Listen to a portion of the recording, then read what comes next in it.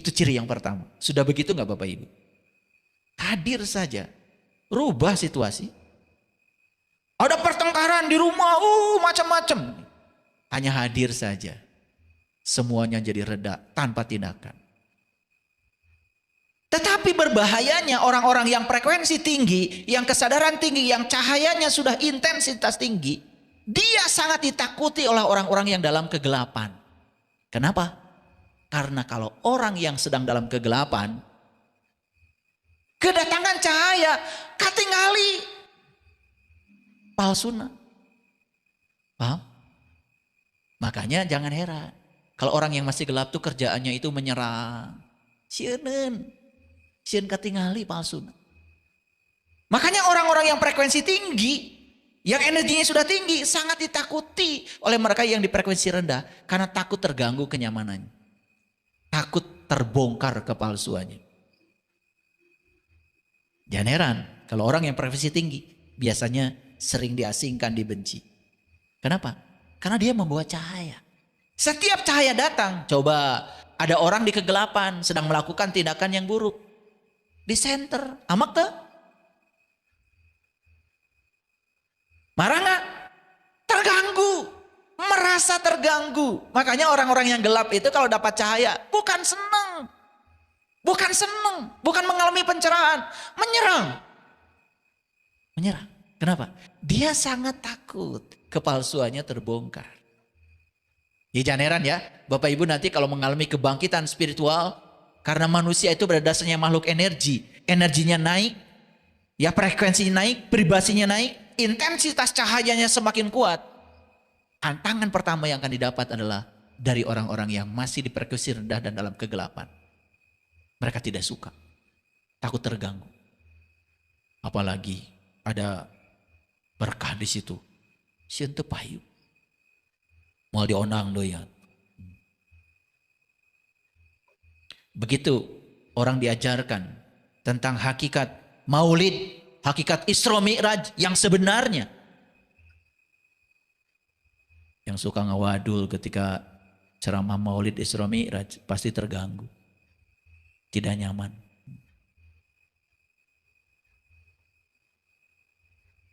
Karena dongeng-dongeng yang semacam itu kan disenang. Sebut saja dongeng itu palsu. Sebut aja dongeng itu gak benar. Pasti akan takut. Itu ciri yang pertama. Yang kedua, ciri orang yang sudah bangkit jiwanya memiliki aura yang sangat kuat. Ciri orang yang auranya kuat, semangat menjalani hidup walaupun orang gelap membencinya. Orang yang auranya sudah kuat, tidak perlu persetujuan dari siapapun. Dia sudah menjadi dirinya sendiri. Ciri yang kedua. Udah punya gak Bapak Ibu ciri yang kedua?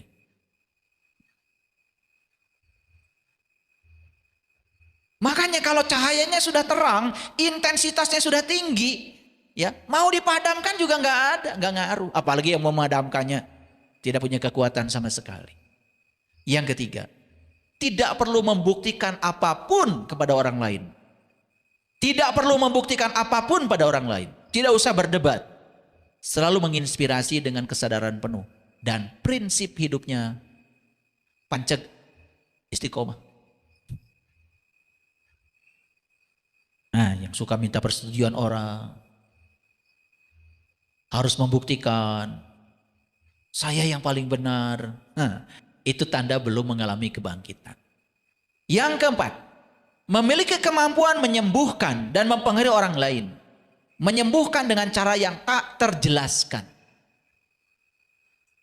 Tadi ada sharing ya, sebelum kita pengajian. Ada ibu yang sakit jantung. Kemudian menolak rasa sakitnya. Padahal di dalam dirinya ada kemampuan untuk menyembuhkan. Ada sumber kesembuhan. Ada Allah yang maha segalanya. Begitu hening, begitu menerima, dan tidak menolak rasa sakit itu. Malah sekarang bisa hadir di tempat ini, ikut kajian dalam keadaan sehat. Luar biasa bukan? Oke. Makanya orang-orang yang sudah tinggi energinya, vibrasinya, frekuensinya, sering menjadi sumber kesembuhan.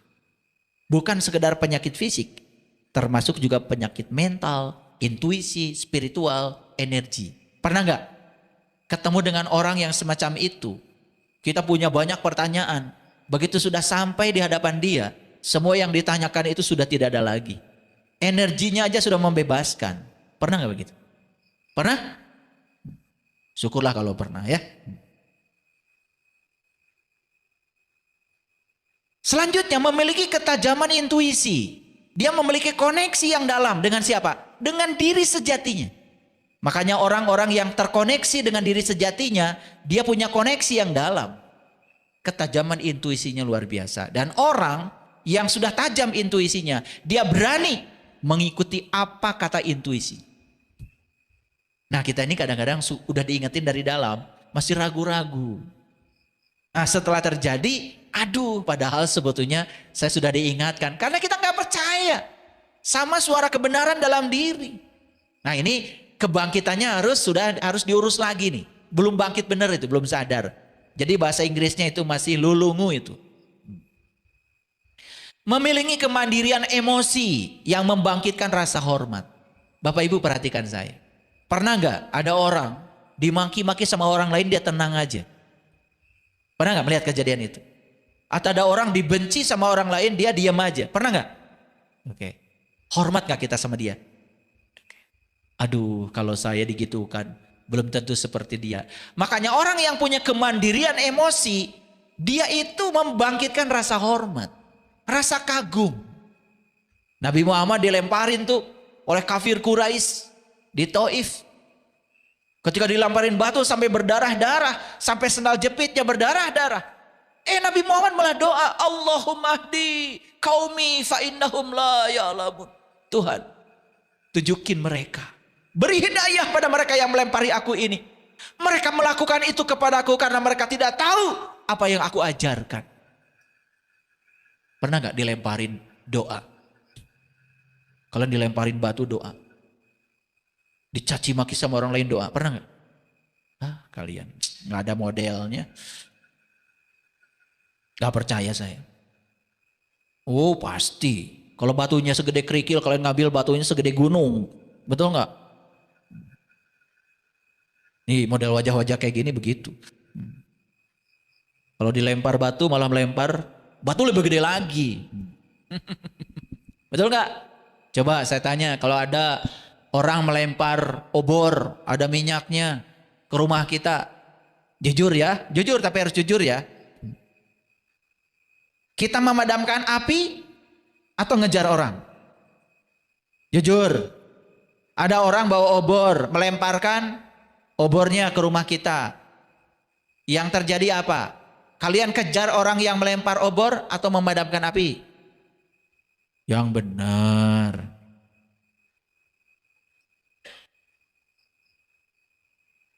Ini kalau saya lihat ini ada nggak jujur ini. Kebanyakan sih ngejar yang melemparnya. Makanya begitu habis ngejar pulang ke rumah udah habis rumahnya. Itu adalah pilihan yang tidak cerdas. Ini orang yang belum bangkit kesadarannya. Kalau yang sudah bangkit, padamkan dulu apinya. Bahkan setelah padam, ya tidak perlu dikejar. Udah jauh. Betul nggak? Mulai pintar kalian ya. Semoga ya dalam hidupnya begitu ya. Ya, iya. Coba kalau ada orang marah-marah kepada kita, madamin api atau balas marah? Ini diganti pertanyaannya. Madamin api atau balas marah? Tuh udah beda lagi pertanyaannya diganti. Udah beda lagi. Harusnya padamin api sini. Ya, karena kalau api di sini terbakar ya kalian jadi neraka. Terbakar api neraka itu namanya. Oke, lanjut ya. Memiliki kemampuan menarik orang-orang sejenis ke dalam hidupnya. Perhatikan saya, perhatikan saya. Ketika Bapak Ibu belajar spiritual, belajar kesadaran, belajar frekuensi tinggi, belajar vibrasi tinggi, perhatikan saya semuanya. Kalau kita ditinggalkan oleh orang-orang lama yang sudah tidak sefrekuensi lagi dengan kita, itu hukum alam. Karena kita akan dihadirkan orang-orang baru yang sefrekuensi, yang sejenis, yang mendukung perjalanan spiritual kita. Jangan heran. Jangan heran. Itu ciri kebangkitan spiritual. Bukan putus silaturahmi. Bukan. Kita tidak butuh lagi orang-orang yang tidak mendukung perjalanan spiritual kita. Kita butuh mereka-mereka yang frekuensi. Agar itu menjadi kekuatan bagi kita. Makanya hati-hati ya. Dalam perjalanan spiritual itu datang dan pergi. Jangan heran. Jangan pengen ngumpul terus. Kemana si anu? Kalau sudah hilang berarti udah beda frekuensi. Tolong ditanya. Makanya di Quran dikatakan maafkan dan biarkan. Itu di Quran surat Al-Maidah ayat 12-13. Kalau orang belajar sama-sama dengan kita, kemudian ngilang, jangan ditanya. Kata Allah, maafkan dan biarkan. Udah gitu aja. Suruhannya dari Allah begitu. Kita mah yang riu mumpulung wae. Da batur ge ari ini, orang yang ngilu ini. Nah, itu yang salah. Itu tidak punya pendirian. Ya. Nah, memiliki kemampuan untuk menghadapi segala tantangan dengan ketenangan yang luar biasa. Ciri orang yang sudah bangkit spiritualnya, goncangan sebesar apapun, dia tenang. Tenang. Kan sudah tahu ilmunya kalau goncangan itu kebijaksanaan dan cinta kasih Allah. Untuk mengingatkan kita, pertanyaannya sudah diganti. Bukan kia-kia teuing. Betul nggak? Tapi pertanyaan, pesan apa yang hendak kau sampaikan kepadaku? Selanjutnya, memiliki kesadaran diri yang sangat dalam. Dan keberanian untuk menjadi diri sendiri. Ini Bapak Ibu. Orang yang sudah bangkit spiritualnya punya keberanian untuk menjadi dirinya sendiri.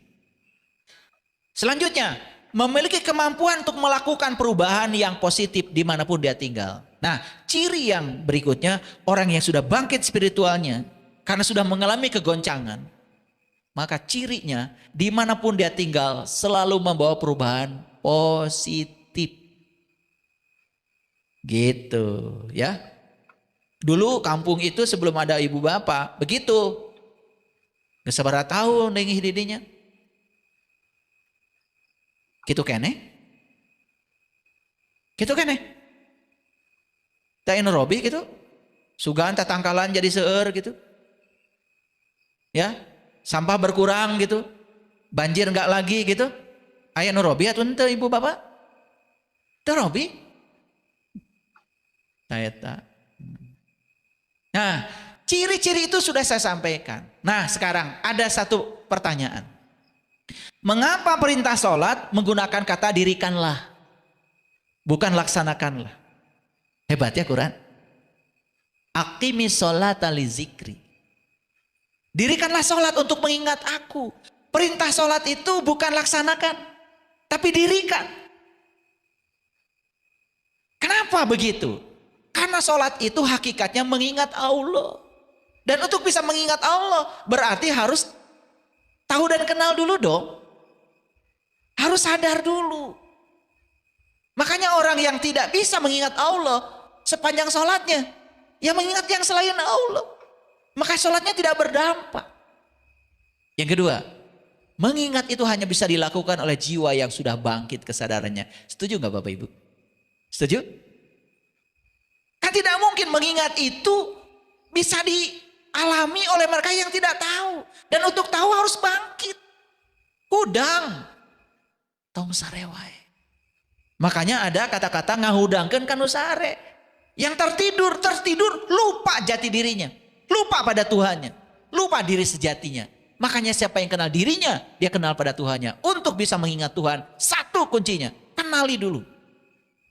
Nabi Muhammad bilang, awwaluddin ma'rifatullahi ta'ala wa rasulih. Awalnya beragama dalam mengenal Tuhan. Yang belum bangkit kesadarannya atau masih tertidur, itu bahasa Qur'annya mabuk.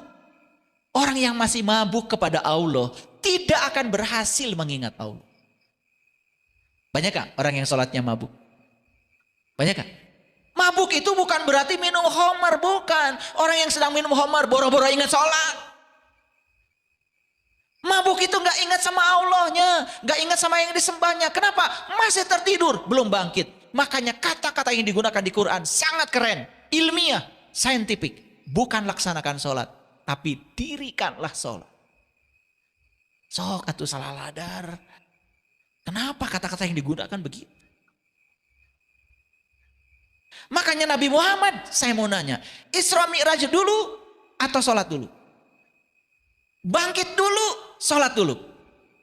Bangkit dulu saat Isra Mi'raj. Beliau diperjalankan oleh Allah untuk mengenali jati diri yang sejati. Mengenali Allahnya, mengenali Tuhannya. Setelah itu baru bisa mengingat kepada Allah. Keren gak itu? Keren. Tapi kita kok gak sadar-sadar. Makanya di Quran surat An-Nisa, surat keempat ayat 43. Ada kata-kata yang sangat indah. Perhatikan Bapak Ibu. Ya ayyuhallazina amanu la taqrabus shalah wa antum sukar. Hatta ta'lamu ma taquluna. Ya ayyuhallazina amanu la taqrabus shalah wa antum sukara hatta ta'lamu ma taquluna. Hai orang-orang yang beriman, janganlah kamu dekati sholat. Coba. La taqrabus shalah, dekati sholat aja nggak boleh. Wa antum sukaro, sedang kamu dalam keadaan mabuk. Tahu mabuk Sarah? Selama ini diterjemahkan mabuk itu adalah minum khamar. Nah orang kayak gitu boro-boro ingat sholat. Ini mabuk, bukan mabuk yang itu. Dia sholat tapi tidak ingat yang disembahnya. Dia sholat tidak bisa mengingat Allah. Itulah yang di Quran disebut mabuk. Hingga kamu mengerti dan menyadari apa yang kamu ucapkan. Diterjemahkan lagi secara dangkal. Kalau sholat, ya kita harus tahu artinya. Dibaca Arabnya, dalam hati baca artinya. Malah jadi mengingat bacaan sholat. Kan sholat itu mengingat Allah. Asa bener, enggak ngarana ge asa, rasaan. Cuma di sini baca Arabnya, di sini di hati baca terjemahannya. Orang mau kita sote ari orang Arab mah beureunan teu kudu make hate, da geus biasa pakai bahasa Arab. Teu adil. Betul enggak?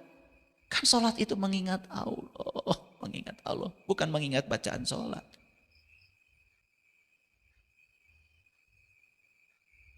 Kita harus menyadari apa yang kita ucapkan. Coba Bapak Ibu menyadari nggak? Begitu duhur mengucapkan apa?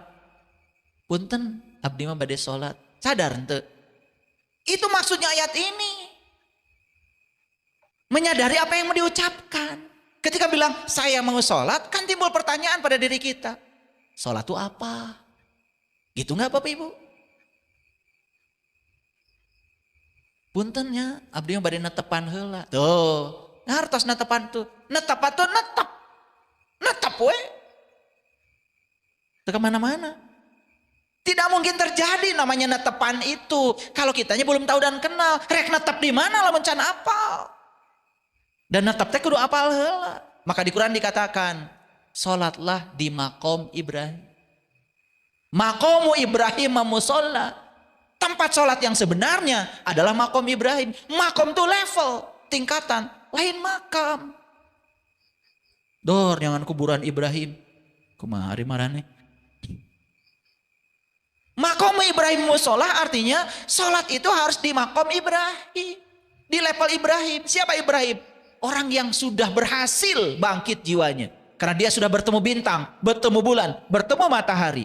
Ketika beliau mengucapkan inni wajjahtu wajhiya lilladzi fataras samawati wal ardi hanifan wa ma ana minal musyrikin. Sudah terbebas dari syirik. Tidak menduakan Tuhan lagi karena sudah tahu dan kenal. Siapa Ibrahim? Yang sudah bangkit. Paham sampai sini? Jadi apa kata Quran? Hai orang-orang yang beriman, janganlah kamu dekati sholat. Sedang kamu dalam keadaan mabuk. Tahu mabuk sekarang? Mabuk itu gak sadar. Gak inget yang harus dia ingat. Paham sampai sini? Oke. Kalau sudah paham lanjutkan. Makanya di Quran dikatakan wasta'inu bisabri wassalah wa innaha lakabiratun illa alal khasiin. Jadikanlah sabar dan sholat itu penolongmu. Dan sesungguhnya yang demikian itu sangat berat. Kecuali bagi orang-orang yang khusyuk. Lihat saya semuanya. Saya ingin jelaskan pada Bapak Ibu Bapak semuanya. Siapa orang yang khusyuk itu? Dijelaskan dalam Quran surat Al-Baqarah ayat 46. allazina yadunnuna annahum mulaqu rabbihim wa annahum ilaihi rajiun. Orang yang khusyuk itu ternyata orang yang meyakini bahwa mereka akan bertemu Tuhannya dan bahwa mereka akan kembali kepadanya. Kapan kembalinya? Kapan kembalinya? Nanti? Kembali itu sekarang. Sekarang kembali kepada Allah. Kembali pada sifat-sifatnya. Karena bersama dengan Allah kita akan dianugerahi nikmat yang luar biasa. Jadi kembali kepada Allah itu sekarang. Tobat itu kapan? Sekarang. Bapak Ibu dulu kenal Allah? Kenal. Kan pernah ditanya sama Allah, alastu birabbikum, aku ini Tuhanmu. Kalian menjawab saat itu, qalu bala syahidna. Ya, aku menyaksikan. Tapi apa yang pernah dikenali itu sekarang dilupakan. Gak sadar, mabuk. Maka harus kembali lagi. Begitu kembali kepada Allah, jadi kembali lagi kepada diri sejati kita yang sebenarnya. Baru kita akan ingat lagi kepada Allah. Berdiri, duduk, berbaring. Tidak ada yang diingat kecuali Allah. Tuh diberi gelar oleh Allah. Gelarnya ulul albab. Jadi siapa orang yang khusyuk itu? Ingat ya. Ini Quran. Siapa orang yang khusyuk menurut Quran? Yaitu orang-orang yang meyakini bahwa mereka akan bertemu Tuhannya. Dan bahwa mereka akan kembali kepadanya. Kapan? Sekarang. Kembali.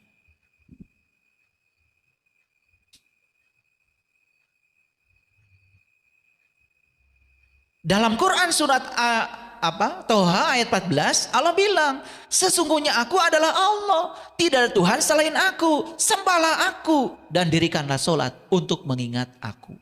Jadi perintahnya bukan melaksanakan solat, tapi dirikanlah solat. Berarti harus apa dulu? Harus berdiri dulu. Berarti apa dulu? Harus bangkit dulu. Nah, makanya saya katakan kebangkitan adalah hak semua jiwa. Jiwa yang mana? Jiwa yang mana? Jiwa yang mana? Jiwa yang mau.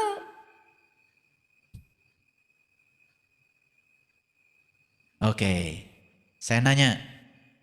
Gaji itu hak setiap pekerja. Pekerja yang mana? Pekerja yang mana? Yang mau apa? Mau bekerja, tiba-tiba kamu gak kerja gak apa, itu hak. Tar dulu. Ya, setiap PNS berhak mendapatkan gaji. Siapa yang berhak dapat gaji? Setiap PNS. Siapa PNS? Yang mau jadi PNS dan bekerja sebagai PNS. Dapat hak? Dapat. Yang selain PNS? Ngaku PNS. Ngaku doang bukan PNS. Dapat gak hak? Ya enggak. Makanya kebangkitan hak semua jiwa. Perhatikan kata-kata saya. Berarti semua jiwa punya hak untuk kebangkitan? Punya. Bisa? Akan difasilitasi oleh Allah? Percaya? Allah yang bilang, man kana yarju liqa Allah fa inna ajalallahu la'aj. Barang siapa yang berharap jumpa dengan Allah, waktu yang dijanjikan pasti datang. Masa Allah enggak janjinya bohong? Lihat Bapak Ibu semuanya. Ya saya.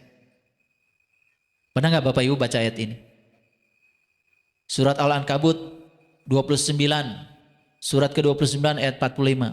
Ajlu ma uhiya ilaika minal kitab wa aqimis shalah. Bacalah apa yang telah diwahyukan kepadamu, yaitu kitab, baru dirikanlah sholat. Jadi, dirikanlah sholat dulu, baca kitab dulu. Ulangi, dirikanlah sholat dulu, baca kitab dulu. Baca kitab. Apa baca kitab? Kan kita kalau dengar kata kitab langsung Quran. Di zaman Nabi belum ada Quran. Saat ayat ini turun pada Nabi Muhammad, sudah ada Quran belum? Belum. Tapi Nabi Muhammad sebelum sholat disuruh baca kitab dulu. Itu dijawab di Quran surat Al-Isra ayat 14. Iqra kitabaka Kapa binapsika al yauma alaika hasiba. Bacalah kitabmu. Kitab siapa? Kitab siapa? Ya kalau kalian ditanya sama saya jawabnya apa? Kitabku. Masa mau lagi? Jadi nunjuk ke saya lagi. Kan kata Allah, bacalah kitabmu. Berarti yang harus dibaca kitab siapa? Kitabku. Ada di mana kitabku? Ya di situ. Kitab itu adalah kalamullah. Kalam itu sifat, Allah itu zat. Jadi perintah baca kitab sebenarnya perintah untuk bangkit. Buka ketertutupan mata kolbu. Sehingga kita bisa menyaksikan diri sejati kita. Setelah itu baru dirikanlah sholat. Keren gak ayat ini? Nah saya mau nanya jujur sama kalian. Kalian selama ini baca kitab dulu, dirikanlah sholat dulu. Jawab dong. Baca kitab dulu, dirikanlah sholat dulu. Enggak dua-duanya. Karena kalau tidak membaca kitab dulu, sholat yang dilakukan bukan didirikan. Hanya dilakukan, hanya dilaksanakan. Kan tidak tercapai. Aqimis sholata li zikrinya tidak tercapai. Kan dirikanlah sholat untuk mengingat aku. Sedangkan yang mau diingatnya juga nggak tahu, belum pernah saksikan. Ngerti maksud saya? Nah baru kata-kata Allah. Lihat berikutnya. Inna sholah tanha anil fahsya wal munkar. Sesungguhnya sholat itu mencegah manusia dari perbuatan keji dan munkar. Sholat yang mana? Sholat yang kayak gini kata Quran. Yang baca kitab dulu, mendirikan sholat, ya, baru bisa mencegah dari perbuatan keji dan munkar. Sementara selama ini kita hanya melaksanakan sholat. Yang diingatnya apa? Wallahu alam. Sibuk ngurusi urusan sorangan. Disebut berjamaah. Jauh gak? Padahal masing-masing ngurusi urusan sendiri-sendiri. Jamaah itu hakikatnya bukan sekedar kita berkumpul dengan orang di masjid. Tapi jamaah yang sebenarnya kita manunggal, menyatu, melebur dengan dia yang kita solati itu. Baru bisa mencegah perbuatan keji dan munkar. Hasil sholatnya terbawa ke dalam kehidupan. Menjadi watak. Jujur sekarang. Banyakkah orang yang melaksanakan sholat? Banyakkah orang yang mendirikan sholat?